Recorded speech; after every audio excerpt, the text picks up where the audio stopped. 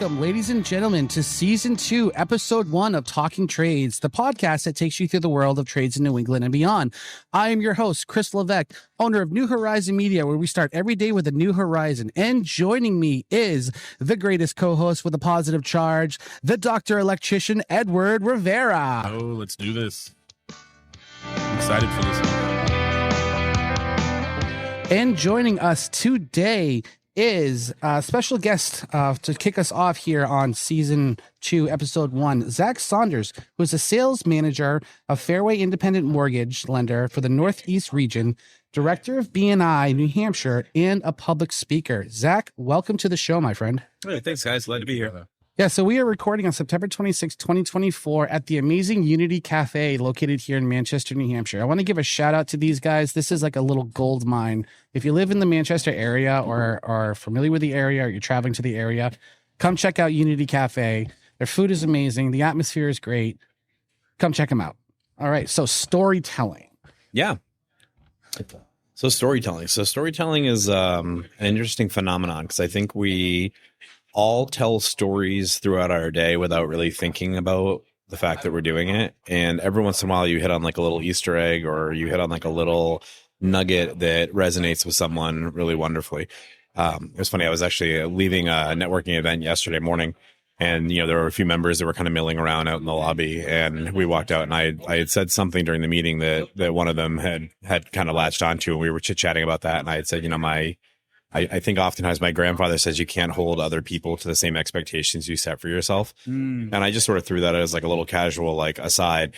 And then all of a sudden I'm in the middle of this, 40-minute long conversation about what that means and how you implement it and everything else. And that's kind of become an interesting nugget for today that I've told that story a couple of times about, how you take something that can be kind of a throwaway and make it resonate.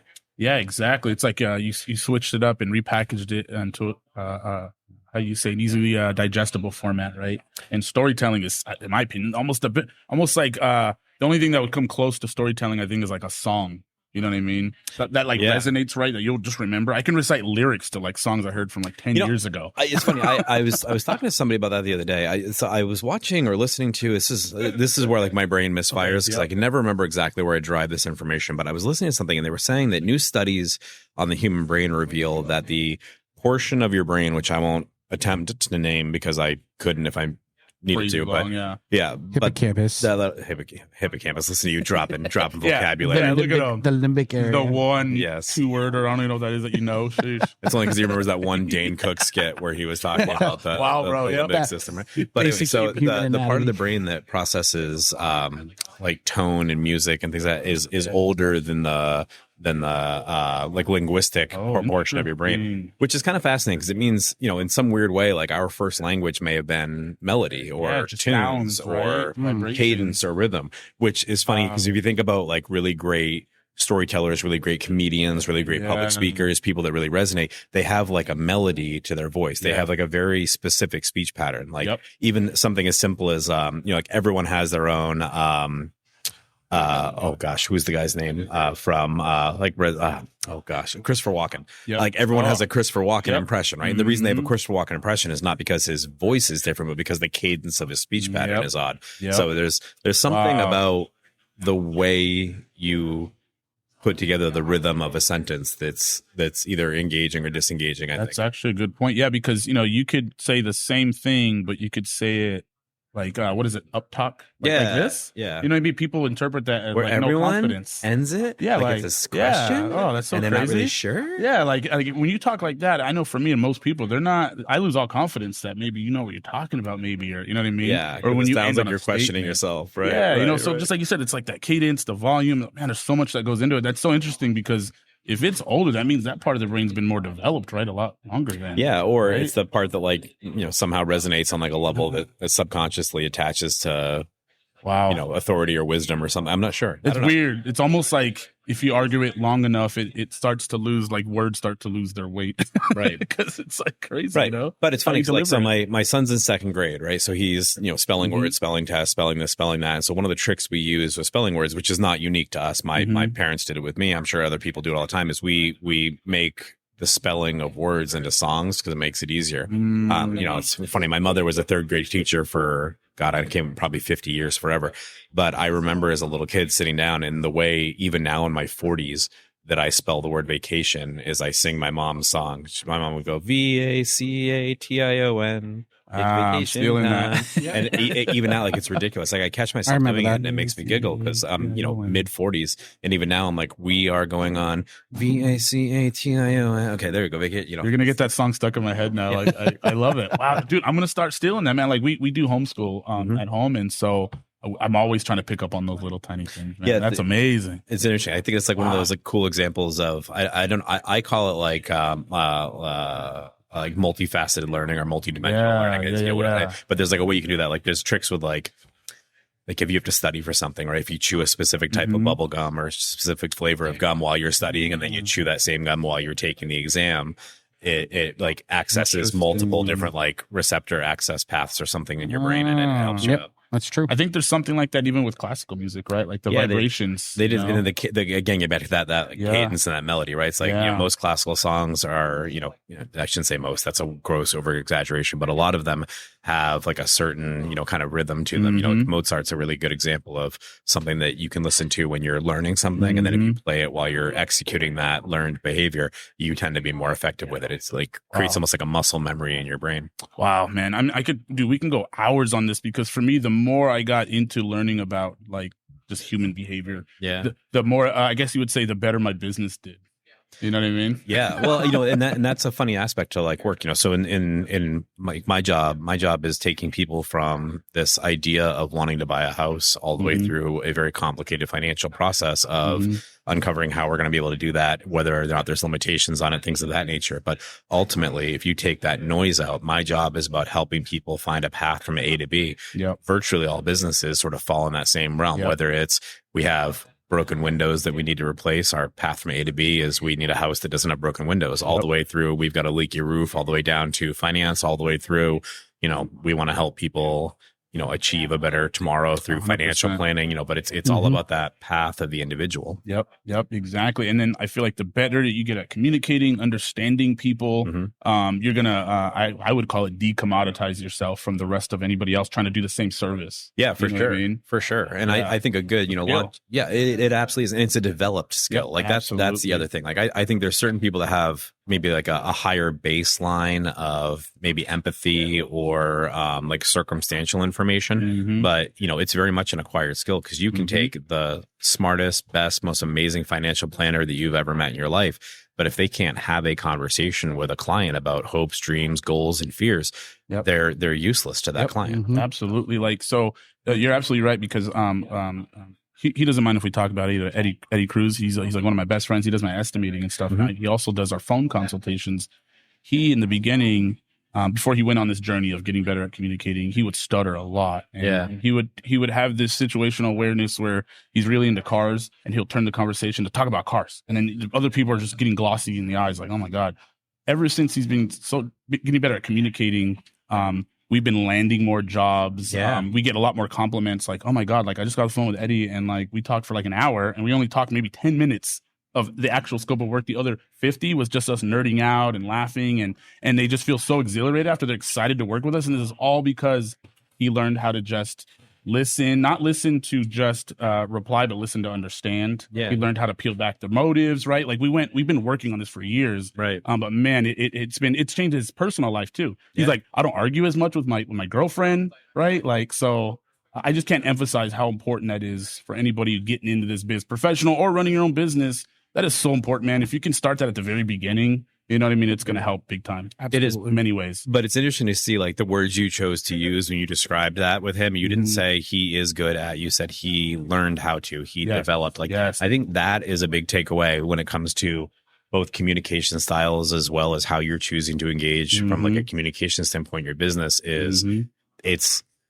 not what you're doing, it's what you've developed, right? Exactly. It's how you've landed there. You and I were talking before we even started this podcast about, networking and how, I think there's a misconception, particularly in certain industries, that networking is something that you're either good at or bad at. Right. And that is 100% not the case. I was probably the worst networker that I had ever met when I started doing that. And it took me quite a while to figure out, how do I augment and change my behavior or outlook to make networking an effective activity? Because, at least in the mortgage world, you are told, like, you live and die by the relationships that you make. And the easiest, I shouldn't say easiest, the sort of largest amount of low hanging fruit tends to be at networking events, right? Because there's people there that are not only potentially clients, but potential referral sources, but also they have also chosen to be in an environment where they are open to the idea of having work-based conversations.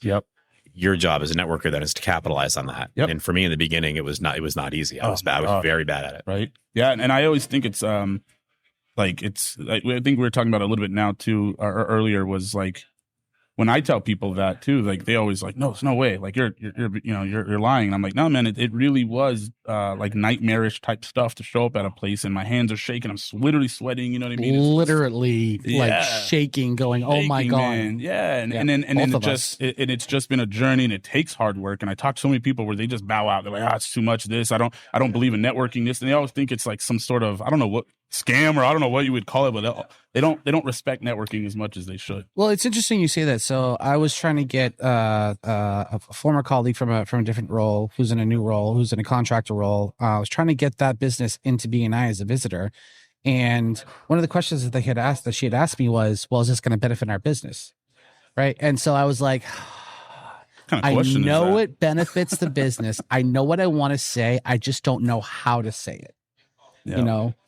And that's a really interesting point, because I think a lot of our friends and family and things of that nature feel that way about our businesses. Like, my best friend married my sister, right? He's not only my brother-in-law, he's my childhood best friend. Like, I know he cares about me. I know he cares about my bottom line. I know he cares about the life of my, nephew, or his nephew, my son. Like, I know that, but he doesn't know how to open that conversation necessarily, and it's hard, I think, sometimes as a business owner to have someone that loves and cares about you that then tells you about their friend that did your service somewhere else because they didn't know how to open that conversation. Right. But to your point, when it comes to networking, I think it's very hard, I think, after a while being in the world of networking and making that part of kind of your business development, to explain to someone where that value is, because it's hard for you to say to them. And maybe it's because it feels overwhelming sometimes, where you say, is this going to benefit my bottom line? The answer is yes, in time, but it's going to require effort.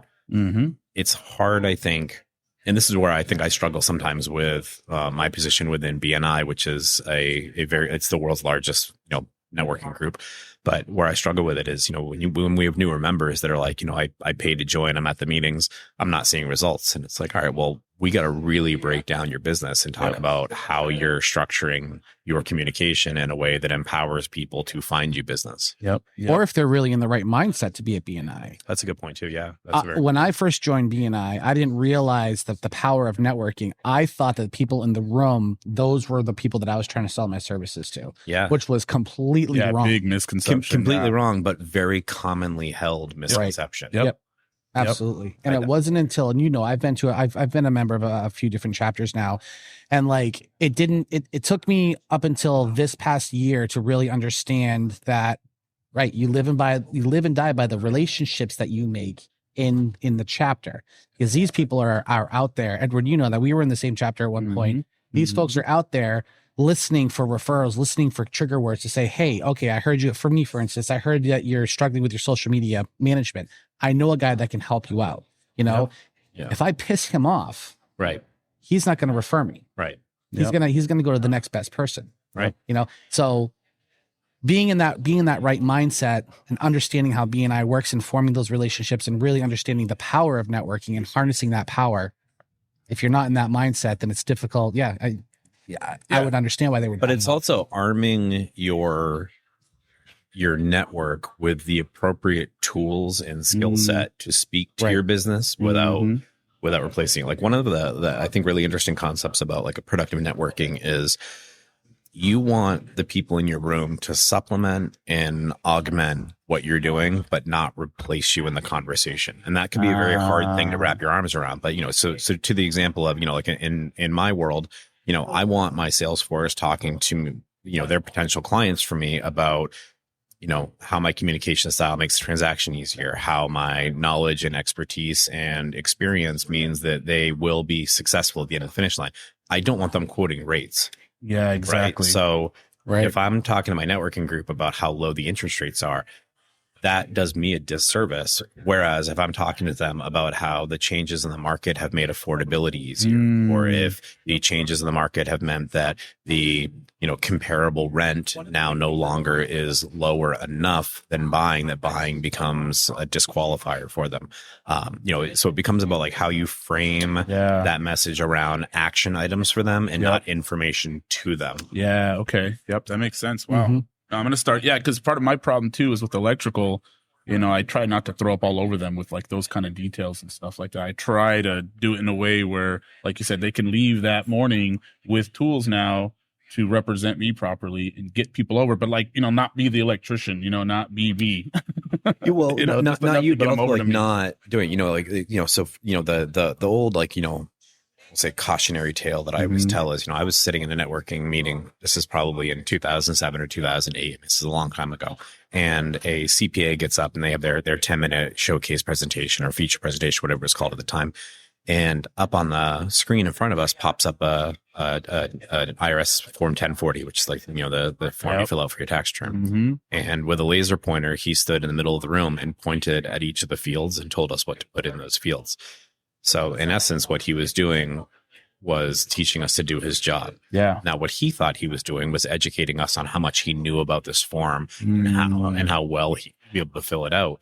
But in reality, he simply replaced himself. I no longer need to call that person because I know how to fill that form out now.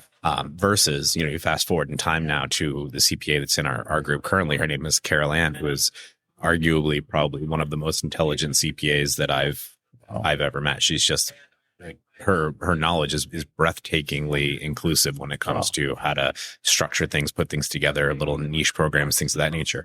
So when she gets up and talks, she doesn't talk at all about how to fill a form out. She talks a tremendous amount about the value she provides to a business owner by taking the bookkeeping off their plate, what taking that stress off of the family allows them to do. She told a story a few weeks ago about how she had inherited a client who had been doing the taxes himself. And he had his wife as a bookkeeper. And in turn, what that had done was it had created this environment where, husband and wife wake up, they go downstairs and make coffee. They both sit at the table and do work. He goes out into the field, comes home, drops off a pile of paperwork to her. She's now doing bookkeeping. And then while they're doing, again, more work, then it's, cook dinner, spend a little time with the kids, and then it's finishing up work before they go to bed. Their entire life would become about his business by taking over some of the bookkeeping services and some of the CPA activities.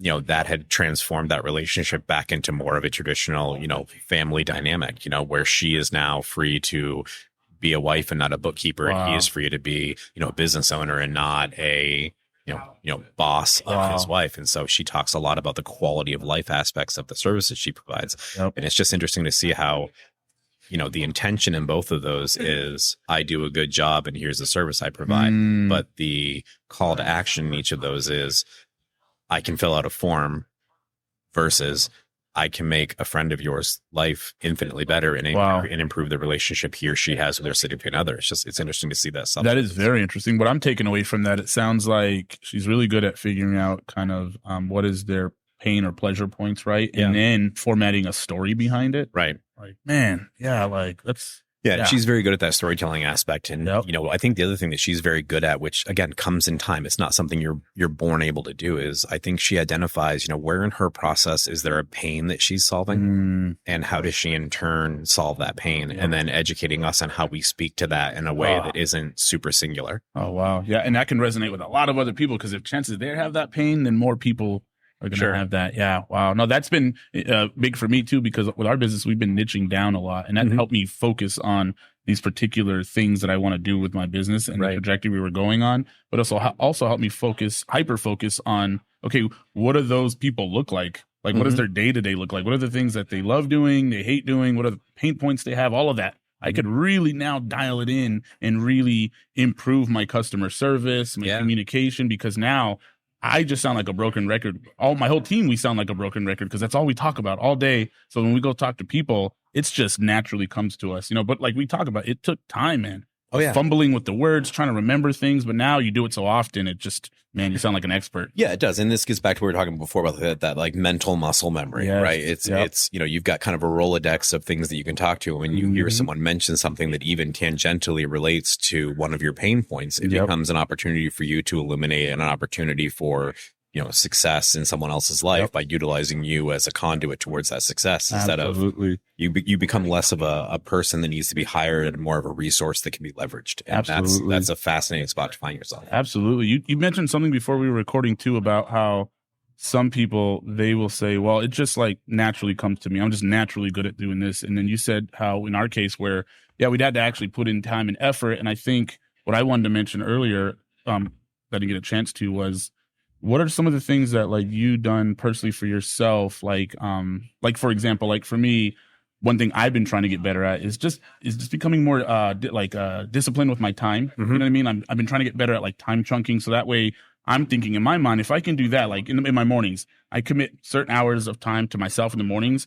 And now that I've been able to do that, finally, it's given me options to like what I want to do with that time. You know what I mean? And now I get to do like productive things now. So I wanted to know, like, what are the things that you've been doing on your journey to help you becoming a better networking communicator, all that? Because it does take work, man. Lots of different things. It does. It's, you know, again, I think one of the largest fallacies is you see someone who's good at the networking side of things and you think they just woke up one day and decided they were going to be great at it. And there they were. And it's really not the case. You know, so I'm going to use storytelling here to illustrate the value of storytelling. But you know, so a big thing in our house is, you know, Mother's Day. Mother's Day is a big day in our house. I'm not sure why we kind of chose that as a big day, but it's a big day, right? So Mother's Day in our house sort of falls in the kind of cadence of, you know, we wake up, my son and I run downstairs, we make breakfast. My wife loves custard French toast. It's like just a French toast thing we make. Yeah. So, you know, Sunday morning, Mother's Day, my son and I are downstairs. We're in the kitchen. We make the custard French toast, bring it upstairs. Mom gets breakfast in bed, and then the boys leave. Mom's got a nice relaxing day. It's just her and the dog hanging out of the house. We take off. You know, normally if the weather's nice, we go play golf. We do whatever else. But anyway, we are out of the way, right? Now, that's a typical Mother's Day. So if we rewind the clock back to Mother's Day of 2021, right? So we're kind of coming out of COVID. We're back in the world again. But that year was also the year that I decided I was done having like that really horrible yard. I was always that guy. For my entire time I've been a homeowner, I've always been that guy that's like, the inside of our house looks nice.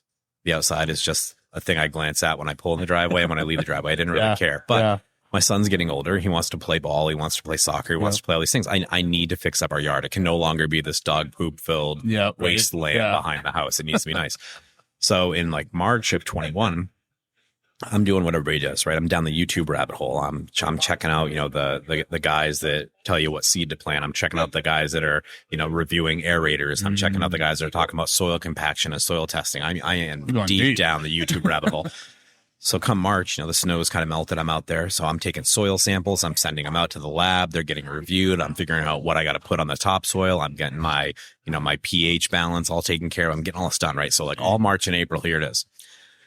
So come the last week in April in New Hampshire, by the end of April, weather's kind of nice.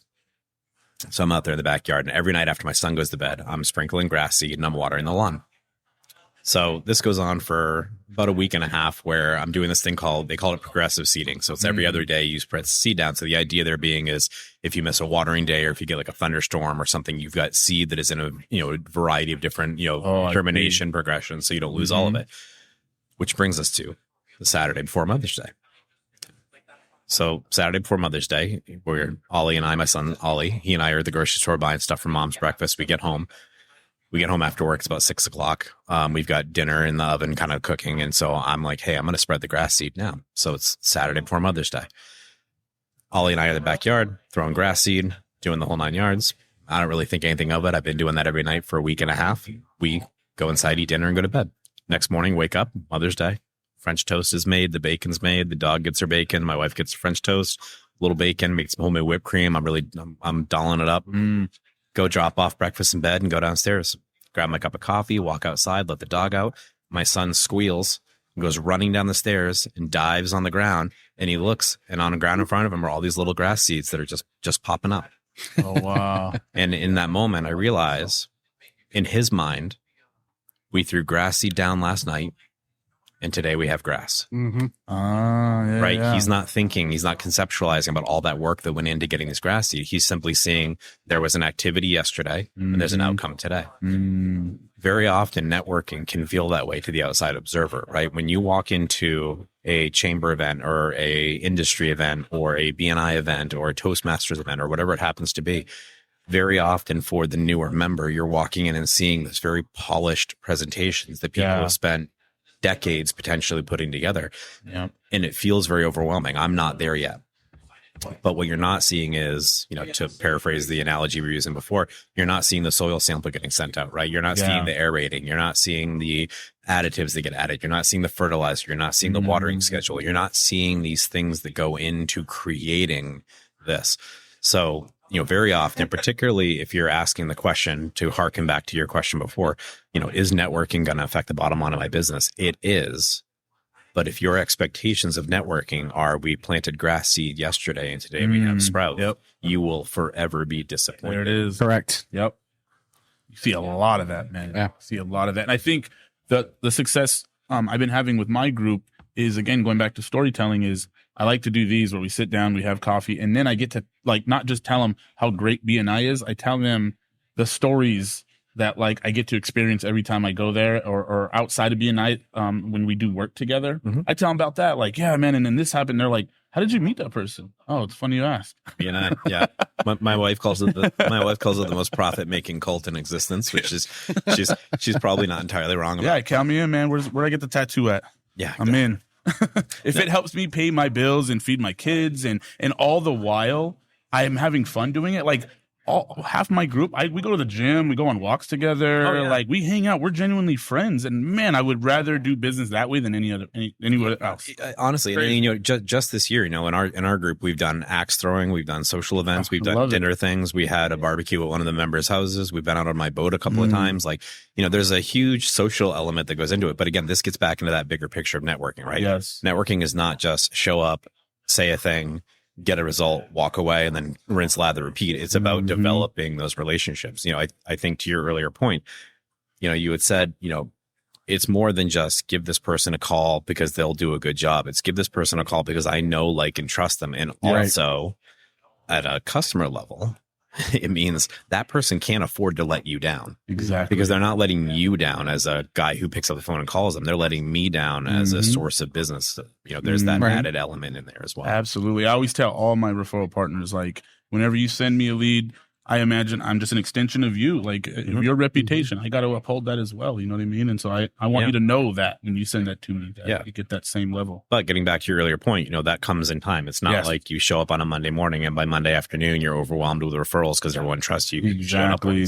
Yep. It's time. And it takes effort, energy, and honest self-reflection to get better at that skill. Yeah. And like you said, you're not even there yet. And I feel the same way too. And I feel like I'll still feel the same way in 20 years, 30 years. It's always work in progress. Cause I'm always afraid of, becoming like almost too comfortable, too stagnant. Yeah. And the moment I stopped getting out there and meeting new people and really wanting to serve, the moment my business started to kind of slow down, you know what I mean? Yeah, 100%. Have you ever heard the expression victory kills victors?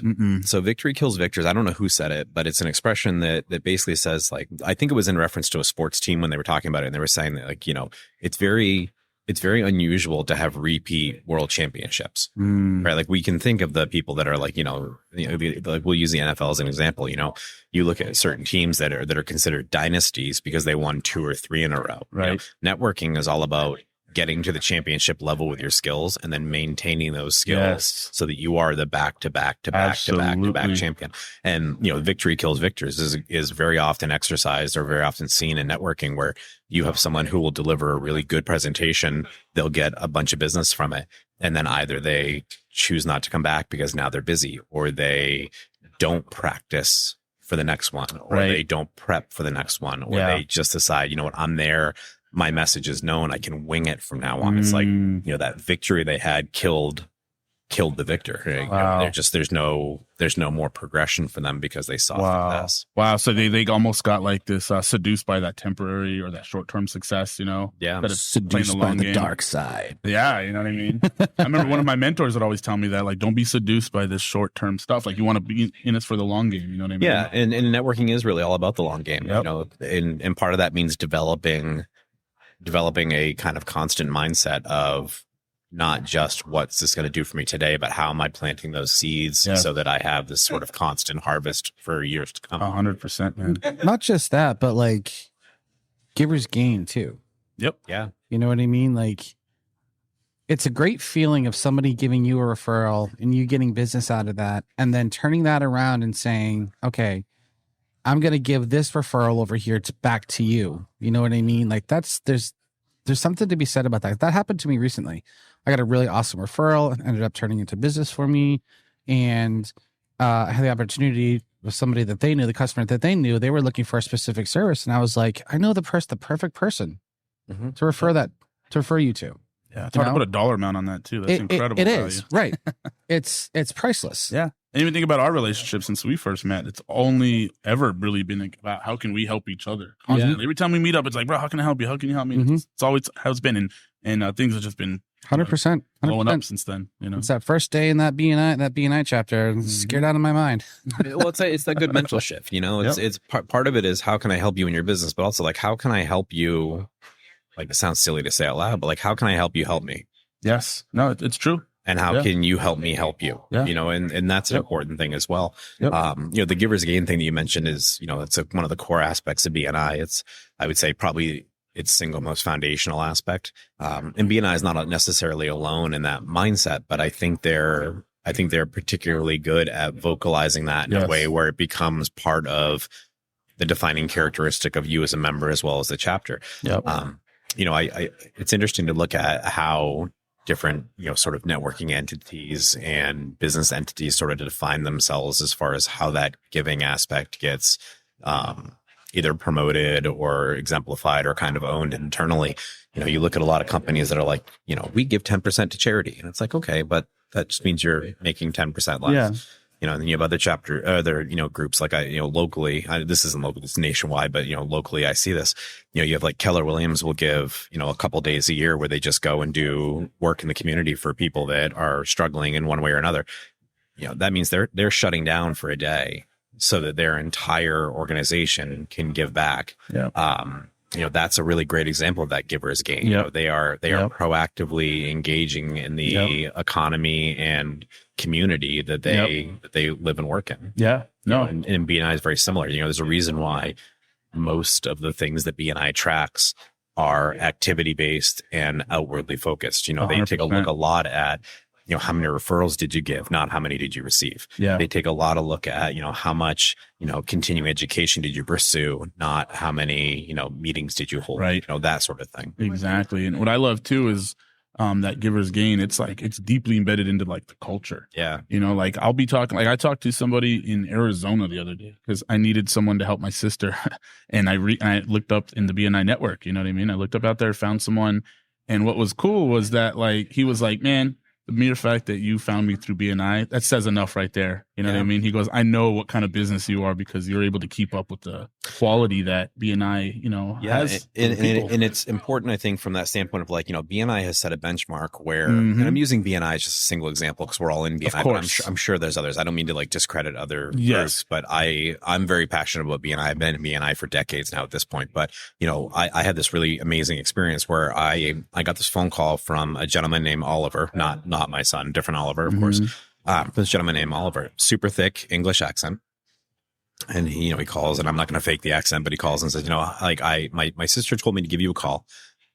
And I said, okay. And he goes, you know, she said that I can trust you. I'm moving from the UK to the United States. I need help. We're buying a house. Can you help me? And I went, absolutely. And so, you know, he and I have this conversation. And then as it turns out, the sister found me on BNI Connect. Wow. Because she looked up a loan officer in New Hampshire, and there were a few people in the BNI chapters, and then she sort of went through our bio sheets and she liked what I had to say. Wow. So without ever even meeting me, just knowing that I'm in BNI and seeing what I had online, that was enough. She had communicated to her brother that he could trust me. Yep. Like there's a level to that, because I belong, you can trust me. That's important. And part of that is earned and part of that is given. But, the earned part of it is your responsibility. Absolutely. But, what an amazing experience where I'm walking into the door with this person that I'd never met before, and we're shaking hands because he feels trust because of my involvement in this organization. That's amazing, because like that could have maybe never happened if you weren't a part of all that network. And that's incredible. So that same thing happened to us just recently. So you and I were working that networking group over in Portsmouth, right? Yes. And there was a lady that was there who was like I don't forget what her position was, but anyway, she was working. Was this the cross chapter? No. She was working on the boat. She was an employee of the boat. Okay. Yes. I remember. So that was her part-time job, right? So she was like the head server or whatever it was. That was her part-time job. And I didn't know that. But because we were there filming and documenting and everything, she saw what it is that we did. She called us about a month later for our first huge, and I'm talking like thousands of dollars lead. Our first lead, our first big commercial lead that we submitted a huge proposal for, and that wouldn't have happened if we weren't there that night.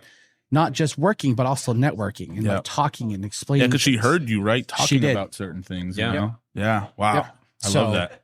So, just to, and again, and if we get it, yay, because that'll be our first big commercial job. But if we don't, whatever, it's still the experience of knowing that, like, again, those conversations happened, or that she trusted us because we were a part of that.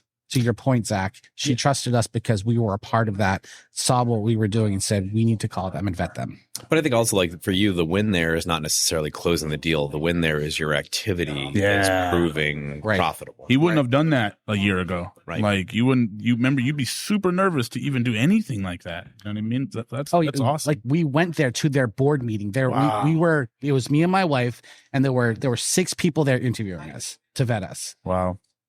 A year ago, that would never have happened. When did that start changing for you, do you think, as far as like the nerves? We were talking about this before we started recording about like the nervousness and the transition. I want to say it was probably about when I brought Edward on as my co-host for the Talking Trades podcast. Fascinating. That's when I think a lot of that started to shift. A lot of that started to change, because before, when I used to work directly for Ion Electrical, Edward would be like, what was that term? Stop. Don't be a little bitch. Yeah, I was gonna say, don't be a little bitch and just do it. So he would put me in a situation. You know what I mean? It's not that big of a deal to make that phone call. I know it's kind of crude, but I would tell myself, just, hey man, just do it. But hold on. Let's sit on that for a minute, okay? Because this is one of those things that I think we're taught to stay away from. Yeah. Right. Maybe we shouldn't. So full disclosure, I describe myself, which I feel very honestly about, is I am kind but not nice. And I don't know if that's necessarily a superpower. I don't know if it's necessarily a good thing or a bad thing, but I think it's really important to like know yourself. Yes. There are times where I need to be told, stop being a little bitch. Yeah. And very often it's me telling myself that. Yeah. And then going. But you were saying before, that shifted a lot for you when you brought Edward on board. One of the things I've always been curious about, this is like, again, this is just one of those, like, this is so off topic, but it's just one of those things that let's go for it. I'm just curious. So there's this phenomenon in like survival situations where they call it bravery by proxy. And it's this idea of, if you're alone in the woods, you might just sit down and die. Right. But if you're in the woods with like a kid or a loved one or a stranger or whoever happens to be, and you're lost, you become braver because you have to be brave for them. Right. Right. Like that's that whole idea of I can afford to push harder than I normally would because I've got somebody else that I'm accountable to. Like that kind of idea. Yeah, like we talk about it too. Like, okay, don't be a bitch, but like, what are your reasons too? Like what are the reasons why you need to be brave for? You know what I mean? And for me, my kids and even my employees and everything. Yeah. So it's like, all right, man, like you're gonna let this little tiny thing get in the way. You're gonna be, a little bitch about it. Like, no, you're not. Just get over it and make the call. Do the thing you need to do. I also do I don't know if you remember. Did I ever tell you I do a 5-second rule too, where it's like if I know what I need to do and I have the answers, I just do a countdown, like this impending countdown, 5 seconds. If you got to do that thing in 5 seconds, you know what I mean? And so don't be a bitch and count down 5 seconds. My version Get of after that, it. my version of that is it's better to do an okay thing now than a good thing tomorrow. Yes. Oh, I like that. I like that a lot. Correct course. You know what I mean? Well, you know, because again, it's like it's momentum, right? Yes. Like if you start moving and then you go to change direction, it's a hell of a lot easier to change direction from a moving target. It's 100%. I don't know. It's the activity, like we talked about, Chris, right? It's always about just get after it. Keep going. The moment you stand still, man, everything stops. Yeah. Absolutely. Because what you put out there, it comes back tenfold. Oh, absolutely. You know? Absolutely. Good or bad. Good or bad, exactly. Yeah, good or bad. I'm glad you said that too, because we know a lot of people talk about that. Yeah, you put that negative out there, it's going to come back. Well, you know, Well, I did that product shoot. Right? Remember, I did that behind the scenes product shoot for one of my clients, and like I just put it out there, just as a I don't care. Just we're gonna throw it out there for content on the socials. And next thing I know, we're heading to Comic-Con, and Edward gives me a call, says, "Dude, I saw that. That was freaking phenomenal." Yeah. Were you at Comic-Con this weekend? We were at Comic-Con. It was awesome, wasn't it? Dude, I was at the Sanu Arena for most of it because that's where all the Star Wars stuff. But also, what I love that we also talked about was that, and I'm glad you brought it up, was I'm really big on this. Is that balance between all this craziness with work, but then finding time with our kids, man. Like Work-life balance. Heck yeah! Like I've been working on my least favorite expression, Yeah. but I haven't come up with a better one to describe that phenomenon. Like, Right. how do you juggle that? That's so important, dude. It is, but that actually jumps back. So you had mentioned before about time blocking as being like a big part of how you began transitioning. So my hot take on time blocking is I think it's a necessary evil in your life if you're going to build. Yes. But I hate the way that it's thought of, and I hate the way that it's very often implemented. Right. Oh, I see. So Okay. my idea on time blocking, this, and I'm going to answer your question you asked like 10 minutes ago. So one of the big changes that I implemented to get better at, I think, work in general, but networking specifically, was taking a look at what time blocking's intention was. Yes. And then making it work better. And this is what I came up with. This is a little bit of a butchered explanation, but I figured out very quickly that schedules for me are nightmares. Routines are really helpful. Okay. So for me, the difference is, a schedule is I'm going to wake up at 7. I'm going to brush my teeth at 7:05. I'm going to be in the shower at 7:10. I'm going to be dressed by 7:30. Okay. I'm going to eat breakfast at 7:35. I'm going to leave the door at 8 o'clock. That's a schedule, right? Yep. The problem with me with schedules was as soon as one thing fell off, it blew up my schedule, right? My entire schedule shifted. Yep. My mindset shifted a little bit when it came to looking at the intention of a schedule is to keep you on track, right? So for me, it became a routine. So before I leave the house in the morning, I will have brushed my teeth, had breakfast, and taken a shower. Doesn't matter about the time. It doesn't matter about the time. Doesn't matter about the order. It doesn't matter. It just means before this thing happens, that's what I'm going to do. So for makes me, you flexible, man. it keeps you dynamic, but it also means like if something pops up. So like, let's just say, God forbid, right? Like if I wake up and my wife overslept by even 15 minutes, she's in the shower at my shower time, right? So now my schedule's blown up. Versus my routine is, okay, she's showering. I'm going to go eat breakfast. I'll shower afterwards, right? Like that kind of thing. So my routine allows flexibility and a dynamic, like adaptability to my day. So for time blocking for me, it's like my day generally looks like, I'm up around say like 6:30, right? I'm usually out the door. If I have a BNI meeting or a networking meeting, they're typically in the morning. So I'm usually out the door by say like 7 or a little bit earlier, right? So my day kind of starts at like 9:15 or 9:30 when that first networking event is over. Yep. Although that networking event is work, I don't consider it part of my schedule. It's just, something that goes in there. Yep.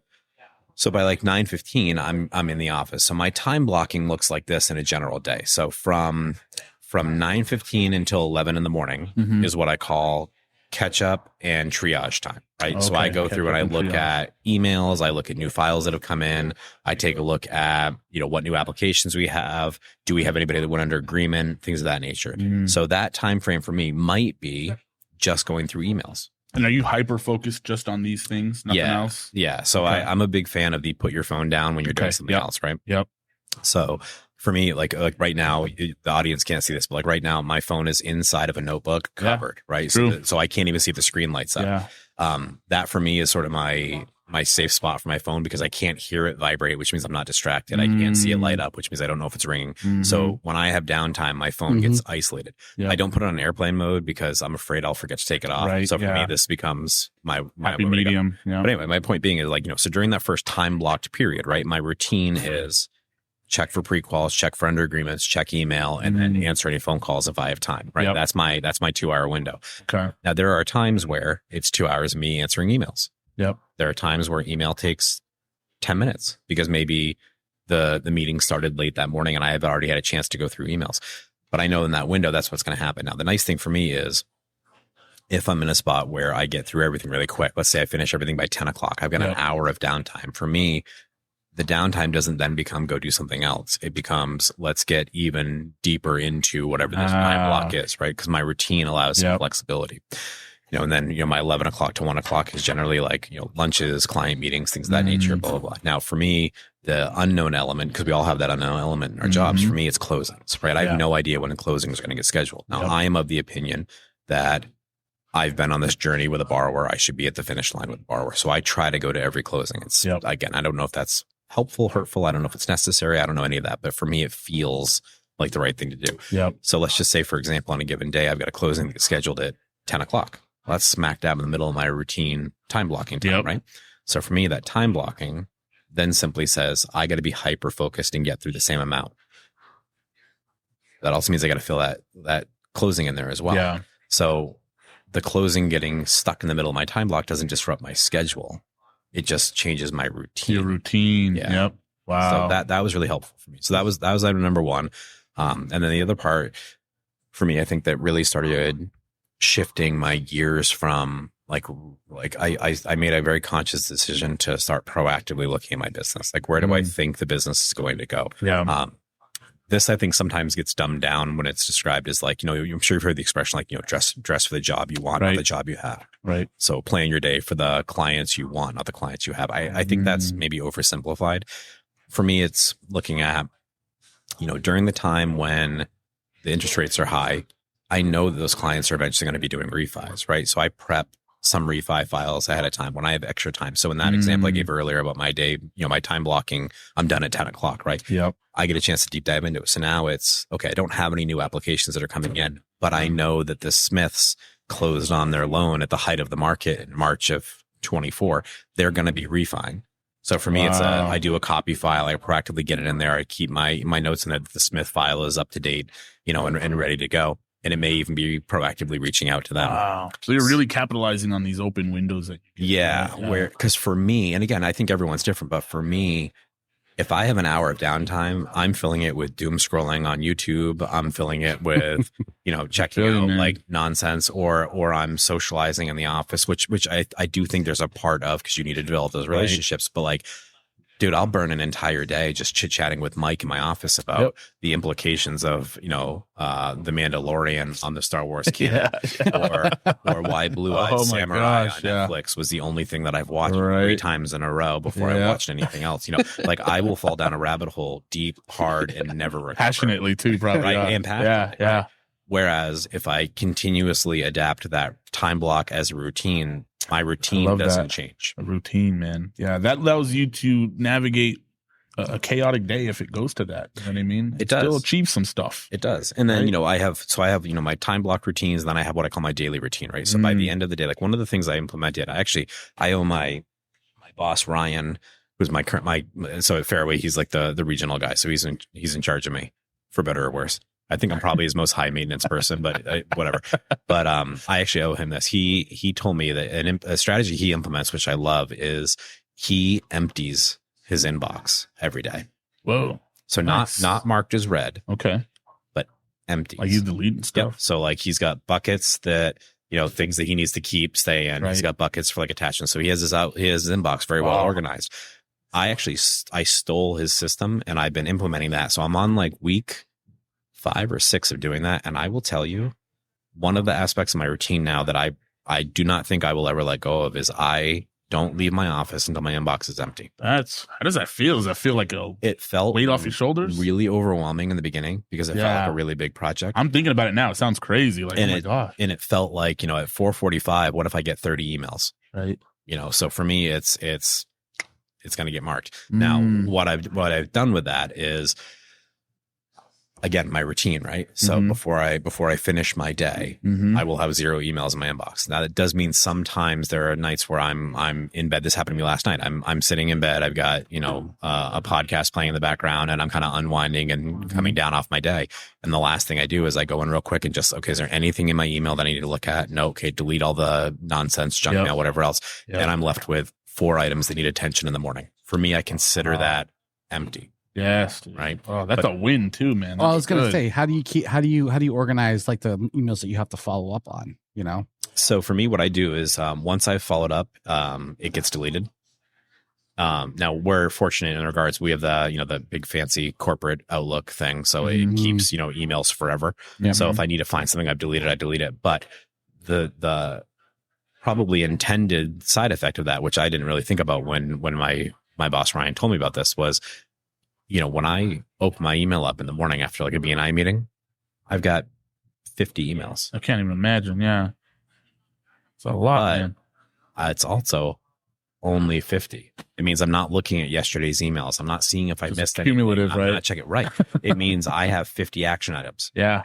Wow. And every time I click one off, I got one less. Now there's ones that replace 6, the new ones come in. But my inbox no longer feels overwhelming. No longer daunting, right? Right. So now, because it doesn't feel overwhelming, I feel more engaged to deal with it. Right. It's not a huge project anymore. It's just simply part of something I do. And that has become something that has taken the stress of email management slightly off my plate.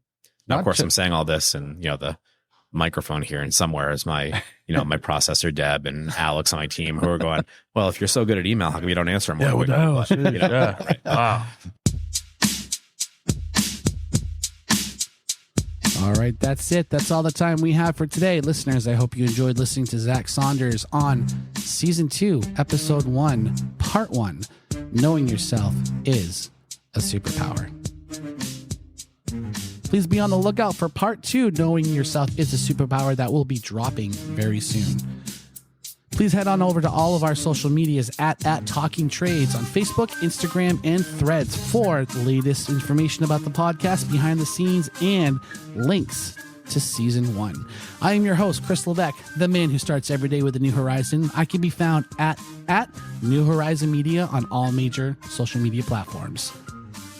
Dr. Electrician can be found at ionelectricalllc.com or at Edward Rivera on LinkedIn. If you like today's episode, please stretch out with your feelings and share your thoughts. We would love to hear from you. Please leave us a review and give 5 stars if you're feeling generous on Apple Music, Spotify, Amazon Music, and everywhere you get your podcasts. Today's episode was produced by New Horizon Media. Today's episode music was provided by ReZe. That's ReZe with a Z. You can find him on bandlab.com. We thank you for your contribution.